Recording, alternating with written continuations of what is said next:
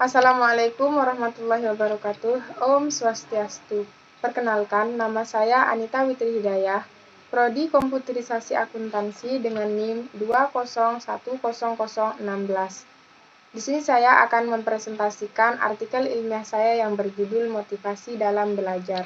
Motivasi belajar terdiri dari dua kata yang mempunyai pengertian sendiri-sendiri. Dua kata tersebut adalah motivasi dan belajar. Dalam pembahasan ini, dua kata yang berbeda tersebut saling berhubungan membentuk satu arti.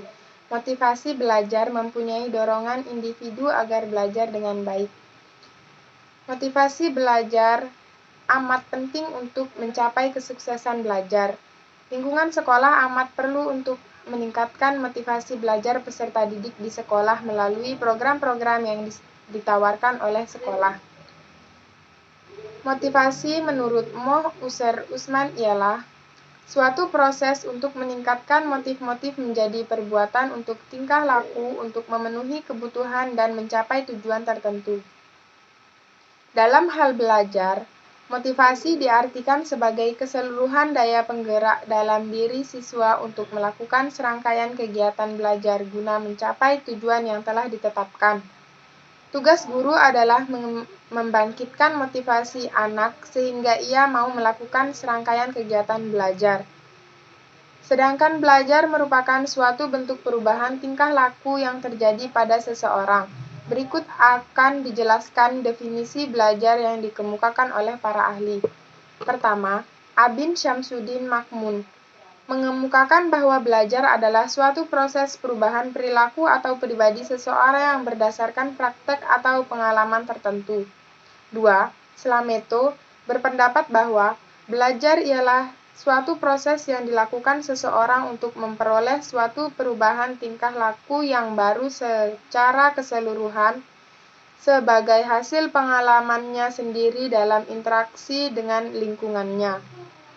3. Muhibbin Syah mengemukakan bahwa belajar dapat dipahami sebagai tahapan perubahan seluruh tingkah laku individu yang relatif menetap sebagai hasil pengalaman dan interaksi dengan lingkungan yang melibatkan proses kognitif. Dari definisi di atas, maka dapat disimpulkan bahwa belajar adalah suatu proses perubahan tingkah laku yang relatif menetap sebagai hasil dari pengalaman individu dalam interaksi dengan lingkungannya yang menyangkut tidak hanya segi kognitif, tetapi juga efektif bahkan psikomotorik. Dari pengertian motivasi dan belajar yang dikemukakan di atas, dapat diambil pengertian bahwa motivasi belajar adalah keseluruhan daya penggerak yang ada di dalam diri individu siswa yang menimbulkan kegiatan belajar dan memberi arah kegiatan belajar siswa yang bersangkutan sebagai subjek belajar. Dalam hal ini Sudirman A.M. mengemukakan dalam bukunya bahwa dalam kegiatan belajar, motivasi dapat dikatakan sebagai keseluruhan daya penggerak dalam diri siswa yang menimbulkan dalam kegiatan belajar, sehingga tujuan yang dikehendaki oleh subjek dapat tercapai. Sedangkan motivasi belajar menurut Amir Daniel Indrakusuma adalah kekuatan-kekuatan atau tenaga-tenaga yang dapat memberikan dorongan kepada kegiatan belajar murid. Tanpa motivasi, siswa tidak tertarik dengan serius dalam mengemukakan kegiatan belajar. Dari pengertian di atas, dapat disimpulkan bahwa motivasi belajar adalah segala sesuatu yang mendorong siswa untuk belajar dengan baik. Dari uraian tersebut dapat dikatakan betapa pentingnya motivasi dalam kegiatan belajar atau pembelajaran. Karena dengan adanya motivasi, siswa tidak hanya akan belajar dengan giat tetapi juga akan menikmatinya. Motivasi adalah syarat mutlak untuk belajar. Hasil belajar akan optimal kalau ada motivasi yang tepat. Macam-macam motivasi. Pertama, motivasi intrinsik adalah motivasi yang berasal dari dalam diri anak sendiri. Suatu kegiatan atau aktivitas yang dimulai dan diteruskan berdasarkan penghayatan suatu kebutuhan dan dorongan ini datang dari hati sanubari. umumnya karena kesadaran akan pentingnya sesuatu, atau dapat juga karena dorongan bakat apabila ada kesesuaian dalam bidang yang dipelajari. Belajar yang efektif menurut beberapa tokoh psikologi di antaranya Winkel yang dikutip oleh Rifa Hidayah adalah cara belajar yang teratur, tidak bersungguh-sungguh asal-asalan, waktunya tidak menentu, tidak tuntas, tidak terus-menerus, dan tidak berkesinambungan dan produktif. Seorang pelajar yang belajarnya tidak teratur, tidak sungguh-sungguh, asal-asalan, waktunya tidak menentu, tidak tuntas, tidak terus-menerus, dan tidak berkesinambungan, baik di sekolah maupun di rumah, berarti ia tidak membiasakan diri belajar yang efektif, sehingga sasaran belajarnya tidak tercapai. Sebaiknya jika dilakukan dengan teratur dan baik, akan dapat berperan dalam membantu keberhasilan seorang siswa dalam menuntut ilmu. Kebiasaan belajar merupakan bentuk dari motivasi intrinsik. Selain faktor kebiasaan belajar, maka kebiasaan siswa juga merupakan salah satu motivasi intrinsik yang harus diperhatikan. Sebab individu memiliki kepribadian yang sifatnya sangat individual, di mana tak ada dua orang yang sama persis kepribadiannya. Ada yang memiliki kepribadian introvert, cenderung tertutup, namun juga ada yang cenderung ekstrovert. Sifat-sifat yang dimiliki masing-masing siswa akan mempengaruhi terhadap pencapaian prestasi siswa. Masing-masing siswa juga memiliki tingkat perbedaan, tidak hanya dari segi kepribadian namun juga dari segi kemampuan. Hal-hal yang dapat menimbulkan motivasi intrinsik ini antara lain adalah: 1. Adanya kebutuhan, karena dengan adanya kebutuhan dalam diri individu akan membuat individu yang bersangkutan untuk berbuat dan berusaha. 2. Adanya pengetahuan tentang kemajuan sendiri. Dengan mengetahui hasil prestasinya sendiri, apakah ada kemajuan atau tidak, maka akan mendorong individu yang bersangkutan untuk belajar dengan giat dan tekun lagi. 3. Adanya aspirasi atau cita-cita, maka akan mendorong seseorang untuk belajar terus demi untuk mewujudkan cita-citanya. 2. Motivasi ekstrinsik adalah motivasi atau tenaga-tenaga pendorong yang berasal dari diri luar anak. Motivasi ekstrinsik sebagai motivasi yang dihasilkan di luar perbuatan itu sendiri, misalnya dorongan yang datang dari orang tua, guru, teman-teman, dan anggota masyarakat yang berupa hadiah, pujian, penghargaan, maupun hukuman. Hal-hal yang dapat menimbulkan motivasi ekstrinsik ialah: 1. Ganjaran. Ganjaran dapat menjadikan pendorong bagi siswa untuk belajar lebih baik. 2. Hukuman. Hukuman biarpun merupakan alat pendidikan yang tidak menyenangkan, namun demikian juga menjadi alat motivasi, alat pendorong untuk membuat siswa lebih giat belajar agar siswa tidak lagi memperoleh hukuman. 3. Persaingan atau kompetisi. Dengan adanya kompetisi, maka dengan sendirinya akan menjadi pendorong bagi siswa untuk lebih giat belajar agar tidak kalah bersaing dengan teman-temannya. Berangkat dari uraian di atas, baik motivasi intrinsik maupun ekstrinsik perlu digunakan dalam proses belajar mengajar. Motivasi sangat diperlukan guna menumbuhkan semangat dalam belajar. Lagi pula, seringkali para siswa belum memahami untuk apa ia belajar hal-hal yang diberikan oleh sekolah. Dengan motivasi, siswa dapat mengembangkan inisiatif dengan mengarahkan dan memelihara ketekunan dalam melakukan kegiatan belajar. Karena motivasi terhadap pelajaran itu perlu dibangkitkan oleh guru sehingga para siswa mau dan ingin belajar, guru dapat melakukan hal tersebut dengan mencapai perhatian siswa ketika memulai belajar. Bentuk-bentuk motivasi dalam belajar. Ada beberapa bentuk motivasi yang dapat dimanfaatkan dalam rangka mengarahkan belajar anak didik di kelas sebagai berikut. 1. Memberi angka. Angka dimaksud adalah sebagai simbol atau nilai dari hasil aktivitas belajar anak didik. Angka yang diberikan terhadap anak didik biasanya bervariasi berupa hasil ulangan yang telah mereka peroleh dari hasil penilaian guru. Angka merupakan alat motivasi yang cukup memberikan rangsangan kepada anak didik untuk mempertahankan atau bahkan lebih meningkatkan prestasi belajar mereka di masa mendatang. Angka ini biasanya terdapat dalam buku rapot sesuai mata pelajaran yang diprogram dalam kurikulum. 2. Hadiah. Hadiah adalah memberikan sesuatu kepada orang lain sebagai penghargaan atau kenang-kenangan atau cenderamata. Hadiah yang diberikan kepada orang lain bisa berupa apa saja, tergantung dari keinginan pemberi. Atau bisa juga disesuaikan dengan prestasi yang dicapai oleh seseorang. Penerima hadiah tidak tergantung dari jabatan, profesi, dan usia seseorang. Semua orang berhak menerima hadiah dari seseorang dengan motif-motif tertentu.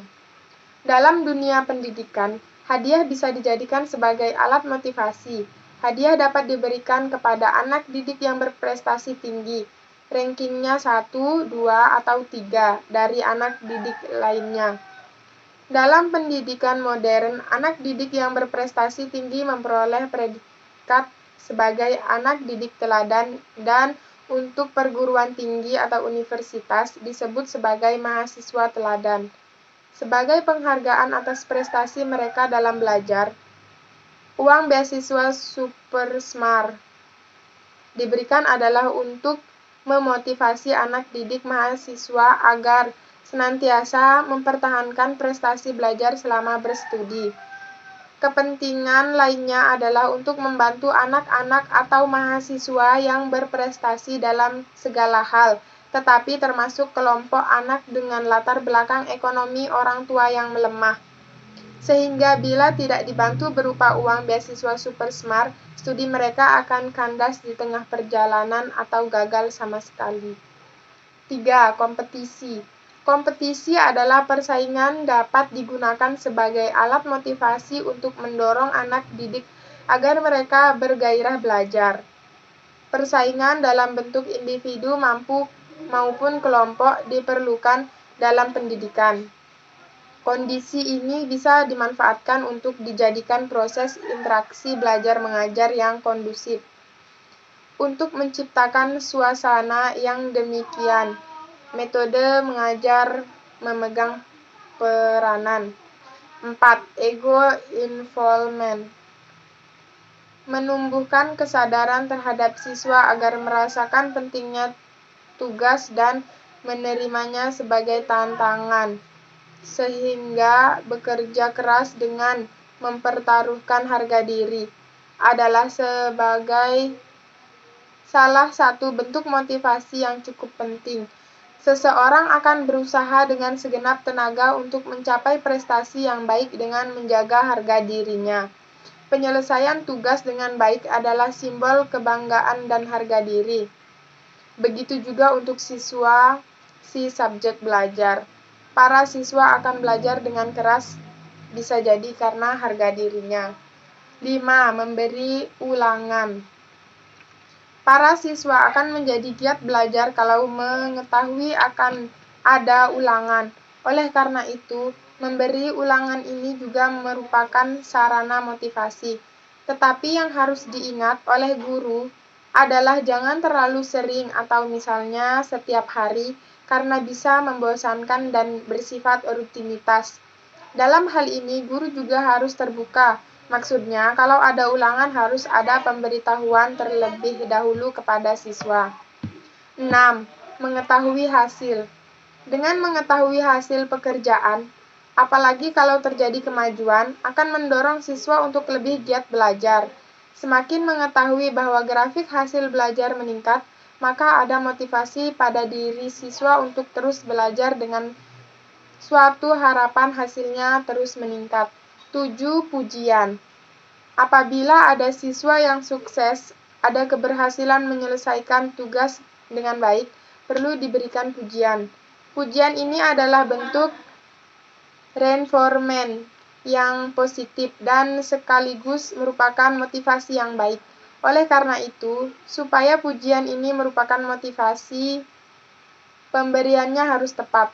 Dengan pujian yang tepat akan memupuk suasana yang menyenangkan dan mempertinggi gairah belajar, serta sekaligus akan membangkitkan harga diri. 8. Hukuman. Hukuman sebagai reinforcement yang negatif, tetapi kalau diberikan secara tepat dan bijak bisa menjadi alat motivasi.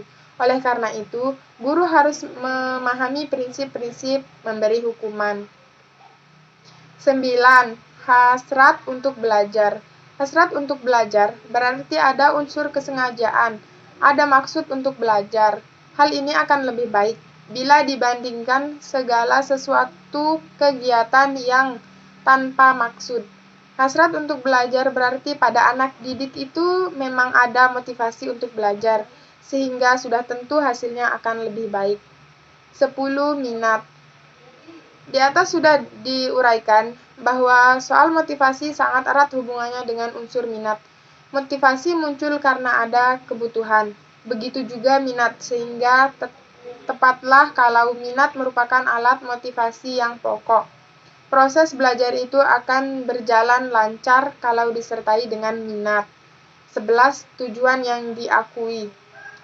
Rumusan tujuan yang diakui dan diterima baik oleh siswa akan merupakan alat motivasi yang sangat penting, sebab memahami tujuan yang harus dicapai, karena dirasa sangat berguna dan menguntungkan, maka akan timbul gairah untuk belajar. Di samping bentuk-bentuk motivasi sebagaimana diuraikan di atas, tentu masih banyak bentuk dan cara yang bisa dimanfaatkan. Hanya yang terpenting bagi guru adalah bermacam-macam motivasi itu dapat dikembangkan dan diarahkan untuk dapat melahirkan hasil belajar yang bermakna. Mungkin pada mulanya karena ada sesuatu atau bentuk motivasi, siswa itu rajin belajar, tetapi guru harus mampu melanjutkan dari tahap rajin belajar itu bisa diarahkan menjadi kegiatan belajar yang bermakna, sehingga hasilnya pun akan bermakna bagi kehidupan si subjek belajar atau siswa. Penutup, kesimpulan. Dari penjelasan di atas dapat disimpulkan bahwa motivasi belajar adalah segala sesuatu yang mendorong siswa untuk belajar dengan baik. Dari uraian tersebut dapat dikatakan betapa pentingnya motivasi dalam kegiatan belajar atau pembelajaran. Karena dengan adanya motivasi, siswa tidak hanya akan belajar dengan giat, tetapi juga akan menikmatinya. Motivasi adalah syarat mutlak untuk belajar. Hasil belajar akan optimal kalau ada motivasi yang tepat. Sekian presentasi dari saya, kurang lebihnya mohon maaf. Wassalamualaikum warahmatullahi wabarakatuh.